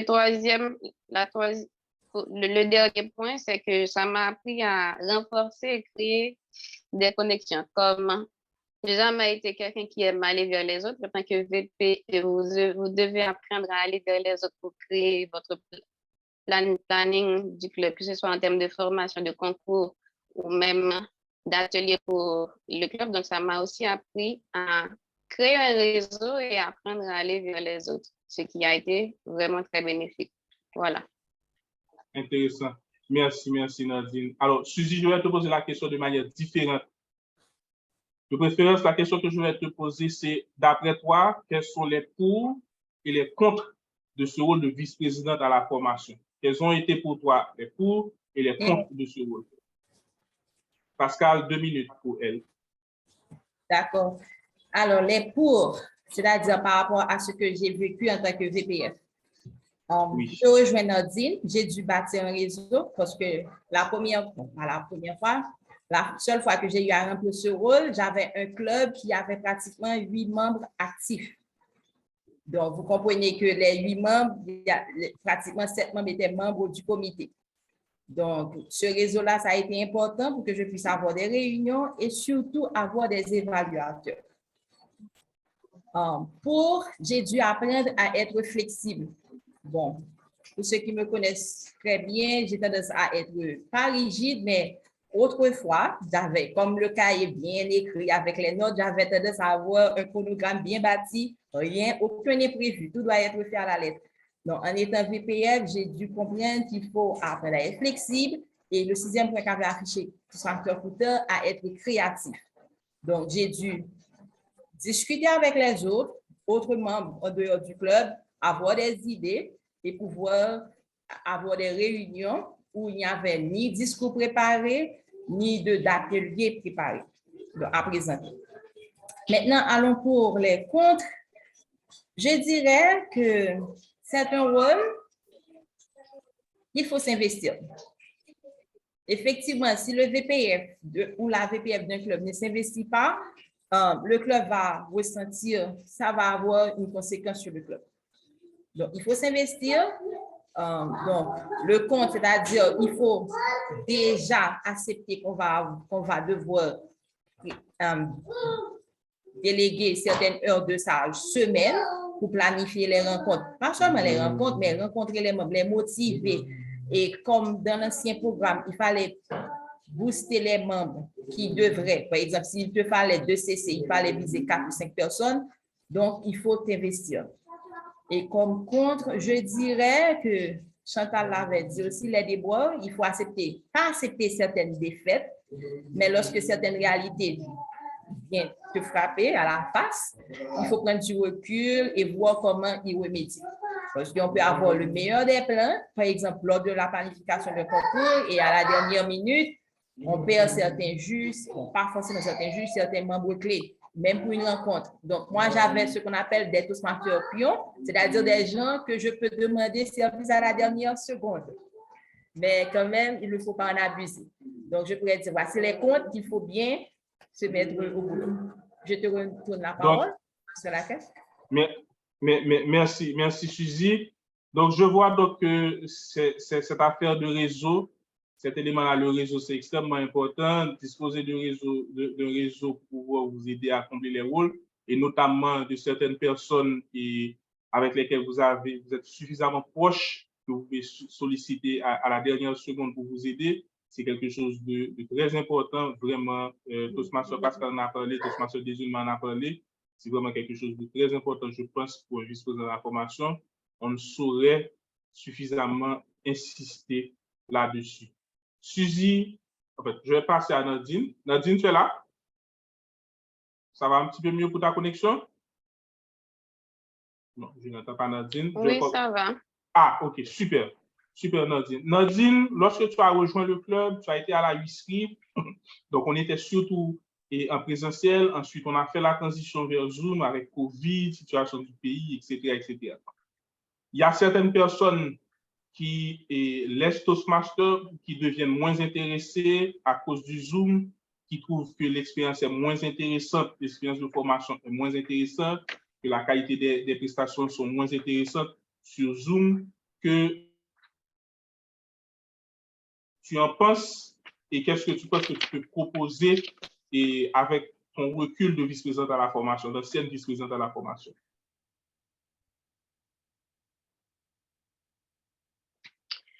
D'accord. Qu'est-ce que je peux vous poser par rapport aux personnes qui ne veulent pas s'adapter au Zoom, en résumé? D'abord, la première chose, c'est que c'est une mentalité tout à fait erronée. Erronée dans le sens que nous sommes au 21e siècle. C'est l'ère de la mondialisation. Qui dit mondialisation dit qu'il faut savoir s'adapter. Donc, nous avons passé de l'ère présentielle à l'ère virtuelle. Donc, cela requiert de nous, Toastmasters, leaders professionnels, de nous adapter automatiquement au fait de fonctionner en ligne. Donc, qu'est-ce que je peux proposer à ces membres-là qui ne veulent pas s'adapter? Comme dit la psychologue, psychothérapeute Marianne, avec la volonté, tout se peut. D'abord, je proposais aux membres de faire ce qu'on appelle une auto-analyse, une introspection. Se demander pourquoi on est un Toastmaster, se dire qu'est-ce que moi je vais apprendre en essayant de m'adapter, de passer du virtuel, du présentiel en ligne, parce que de mon expérience à moi, j'ai appris à utiliser Zoom. J'ai jamais vraiment été très adepte de la technologie. Et quand on est passé du tout virtuel, j'ai dû tout de suite m'adapter et j'ai appris à utiliser Zoom très bien. Et je suis lors de nos concours à Toastmaster, on m'appelle toujours pour être Zoom Master. Donc, il faut savoir s'adapter parce que ce sont des compétences qu'on apprend qui vont nous être utiles. Par exemple, grâce à cette expérience que j'ai appris à Toastmaster en tant qu'enseignante, les écoles dans lesquelles j'enseigne on a le système de cours hybride. Donc, grâce à cela, j'ai pu très facilement m'adapter dans ces écoles et ce qui m'a été très bénéfique. Donc, je reprends ma proposition, c'est de s'auto-évaluer, faire une introspection et se dire ce qu'on va apprendre, voir le monde comme ce village ouvert où nous sommes tous appelés à interagir et ainsi, vous trouverez cette réponse au fond de vous. Voilà. Merci Nadine. Suzy, tu es avec nous? Je suis avec un membre du club veut jouer le rôle de vice-président à la formation. Qu'est-ce que tu conseilles à cette personne pour pouvoir bien se préparer pour le...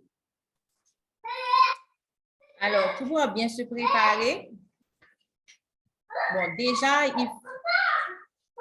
le premier point à mieux comprendre, c'est qu'est-ce qu'il faut pour accomplir le DCP. Étant donné que c'est à cette valeur, pas cette valeur, donc disons, c'est la mesure que Toastmasters a pour juger le fonctionnement des clubs. Donc, déjà, comprendre ce qu'il te faut au niveau du DCP, c'est-à-dire comprendre quelles sont les étapes, c'est-à-dire combien de level 1, niveau 2, niveau 3 qu'il faut avoir. Et en second lieu, je te dirais qu'il faut avoir un sous-comité. Comme je l'avais dit moi-même, j'avais que 7 membres actifs, donc mon sous-comité, on s'impliquait, mais il faut avoir un sous-comité. Tu ne pourras pas tout faire seul et ton sous-comité va t'apporter un réseau plus vaste parce que je peux connaître 15 Toastmasters, mais en ayant un sous-comité de 3 personnes, ça me donne la possibilité d'avoir 45 contacts supplémentaires. Et pour moi, il faut toujours planifier. Il n'y a pas à sortir de là. Il faut planifier et c'est un plan, je dirais, qu'il faut revisiter chaque mois. Je ne vais pas dire chaque hebdomadaire, mais mensuellement, il faut revoir son plan, le mettre à jour et n'attendez pas la dernière minute pour pouvoir accomplir. Comme je crois que vous l'avez dit, respectez les délais. C'est-à-dire, vous donner des délais très précis et ne pas les excéder pour avoir tout ce qu'il faut. Donc, ce sera mes conseils pour un nouveau VPF. Merci Suzy, merci Nadine, merci encore Chantal pour tout ce que vous avez partagé avec nous. Je suis sûr que vous nous avez enrichis, même les personnes qui ont déjà joué ce rôle de vice-président à la formation comme moi ont appris quelque chose de vous. Ce soir, le temps nous faisant la guerre, je vais arrêter ici avec les questions que moi-même je vous pose et je vais mettre mon attention directement sur l'assistance pour s'il y a des personnes qui ont une ou deux questions supplémentaires qu'ils voudraient élucider ce soir. Y a-t-il des personnes qui voudraient aller un petit peu plus loin par rapport à un point ou qui voudraient avoir une réponse, qui ont un doute, qui ont une situation par rapport à laquelle ils voudraient avoir une réponse par rapport aux deux rôles, que ce soit le rôle de secrétaire, que ce soit le rôle de vice-président de la formation. Excusez mes manières, mesdames, encore une fois, merci à tout le monde. Donc, les autres panélistes, vous êtes tous là, Est-ce qu'il y a des questions? Monsieur le chatmaster, aide-moi. S'il y a des questions dans le chat, attirez-les à mon attention. C'est open bar. Il n'y a pas de questions? Toastmaster Runachol, tu es là, tu n'as pas de questions? Toastmaster Runachol n'a pas de questions. Toastmaster Élysée.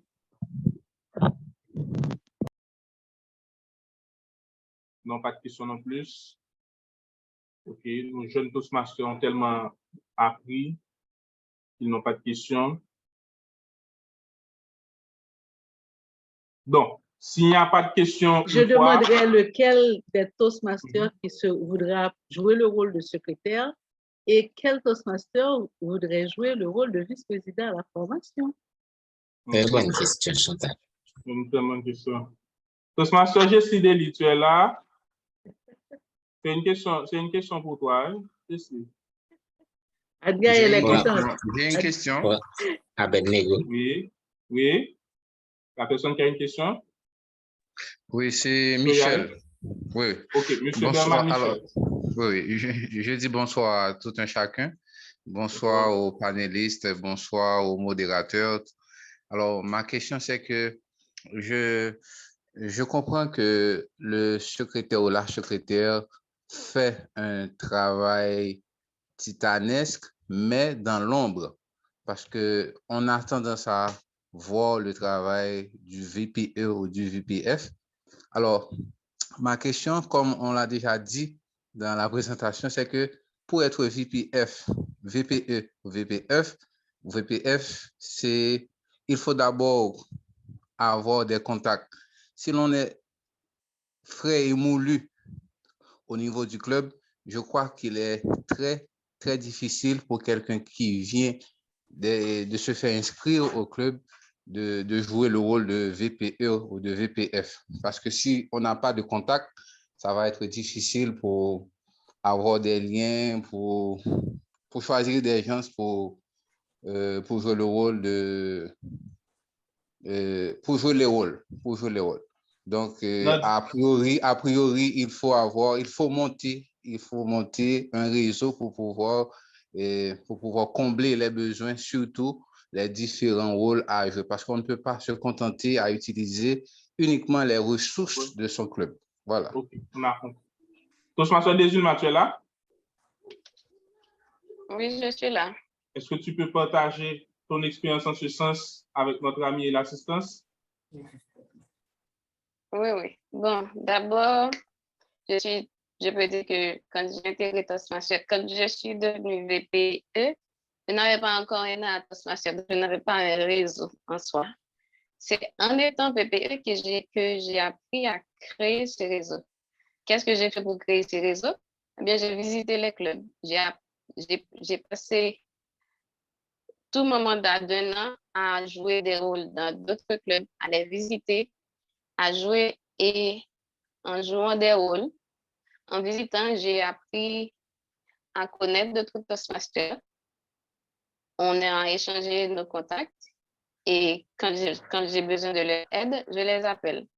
Et quand eux, ils ont besoin de moi, ils m'appellent. Et ainsi, je suis parvenue à créer ce réseau. Parce que ce que vous devez savoir, vos membres ne seront jamais présents 7 jours sur 7.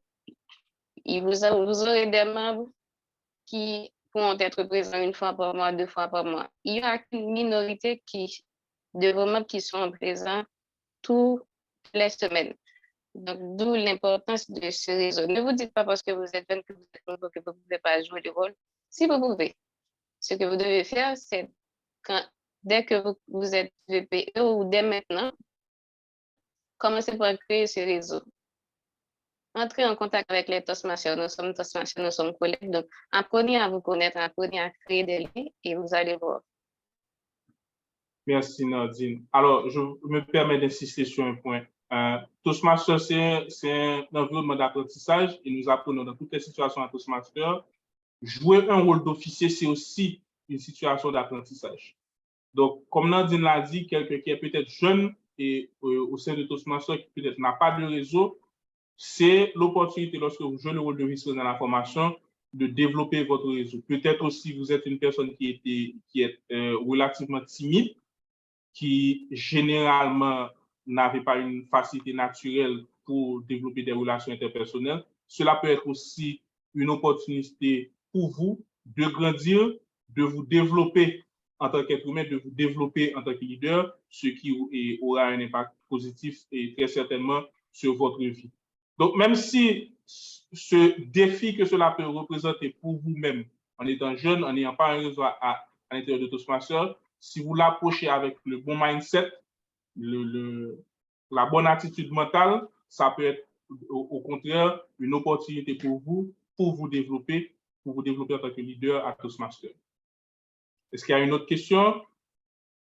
Alors, je n'ai pas une autre question. Je voudrais vous remercier, alors, toi ainsi que l'autre panéliste. Je voudrais ajouter une chose. La chose que je voudrais ajouter, c'est que à Toastmaster, alors dans les différentes rencontres, comme ces rencontres de formation, je crois qu'on devrait mettre l'accent sur le rôle de serviteur ou servante, bon, si vous voulez bien l'appeler comme ça. Qu'est-ce que je veux dire par là? C'est que nous, au niveau des différents clubs, nous devons être très serviable. Quand on nous demande d'intervenir dans un club pour jouer un rôle quelconque, on ne doit pas se faire marchander pour jouer un rôle. Je crois que c'est important de mettre l'accent sur ce point. Merci. Oui, je suis complètement d'accord avec toi, même si j'ai tendance à croire que, en général, les Toastmasters sont assez gentils, de mon expérience. Mais je suis complètement d'accord. Donc, si votre gentillesse, mesdames et messieurs, était de 8 sur 10, et faites-le passer à 1 sur 10, ne vous faites pas prier lorsque les vice-présidents de la formation vous contactent, vous demandent de jouer des rôles. Est-ce que nous avons quelqu'un d'autre dans l'assistance qui a une question une fois? Y a-t-il une question une fois? Anne-Gaëlle? Vas-y. Oui, alors, j'ai pas une question, c'est juste une idée qui m'est venue en tête par rapport au rôle du secrétaire plus précisément. Je pense qu'on oublie très souvent de dire aux officiers qu'ils doivent prendre l'habitude de fouiller sur le site de Toastmasters International. Lorsque j'écoutais SUGC qui disait que à la fin de la réunion, elle s'assurait toujours de faire le résumé pour avoir les grands titres, pour ne pas oublier. Ensuite, elle pourra faire le compte-rendu. Toastmasters International a des formes déjà bien remplies avec des questions précises que le secrétaire peut trouver sur le site qui peut faciliter son travail. Avoir tout simplement la feuille en main pendant la réunion, remplir la feuille et tu as ton résumé. C'est comme l'idée, comme Mélissa l'a dit, utiliser un template final. Oui, Mais donc ce template est disponible sur le site de Toastmasters. Donc, on a beaucoup d'outils sur le site. Il ne faut pas hésiter d'aller fouiller sur le site. Non. Pascal, j'espère que dans la série de webinaires, il y aura un épisode spécifique sur l'exploitation du site. Cela est présenté par Toastmasters Anne-Gaëlle Sénéus, n'est-ce pas, Pascal? Je l'espère aussi. Ok, d'accord, super. Donc, le temps nous fait la guerre. Nous allons arrêter ici avec les questions. Merci à vous, cher public. Vous avez été un beau public. Merci à vous, chers panélistes, chers intervenants, DTM Couteur, Toastmasters Suzy Pascal, Toastmasters Anne-Leslie Pou, Toastmasters Nordine Desulma, Toastmasters Mélissa Dolette Paul, Toastmasters SUGC. Merci à vous pour votre temps. Merci à vous pour ce partage. Merci à vous pour cette expérience, cette intelligence que vous avez partagée avec nous. Comme je l'ai déjà dit, je suis sûr que tout le monde a appris quelque chose aujourd'hui et j'espère surtout que nos membres les plus jeunes ont grandement appris et que ça les a très certainement aidés à se préparer mentalement à jouer ce rôle, à briguer ce poste. J'espère que nous aurons beaucoup de candidats pour les postes, n'est-ce pas, Pascal? Mais comme notre président est là, je vais me faire un plaisir de passer la parole au président pour ses propos de circonstance afin qu'il puisse fermer la séance. Monsieur le Président, le sponsor Bob Maurice Spencer Joseph, la parole est à vous. La crête, je demande au public d'ouvrir, à chacun ici présent d'ouvrir son micro pour applaudir très chaudement les panélistes et les présentatrices qui ont fait un travail extraordinaire aujourd'hui. Oui, merci beaucoup. Merci. Merci pour votre présence, cher public, et merci encore une fois à nos panélistes, à nos présentatrices et aux modérateurs pour la qualité de cette discussion. Et je remercie aussi Toastmaster Pascal qui a les rênes électorales du club cette année, qui est en train de faire un travail extraordinaire. Merci tout le monde et bonne soirée. Nous avons rendez-vous jeudi prochain, même heure, pour une autre séance avec d'autres panélistes, mais on va garder la qualité parce qu'on est sur le... Bonsoir tout le monde. À jeudi prochain.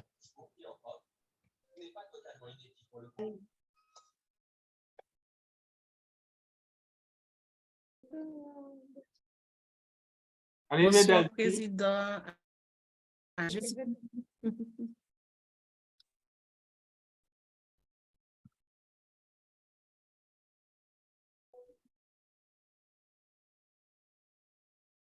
Bonne soirée tout le monde. Bon travail. Bon travail, Valérie. Bon travail. Bravo, Chantal. Merci. Chantal, Présentation Pascal. très instructive. Merci beaucoup.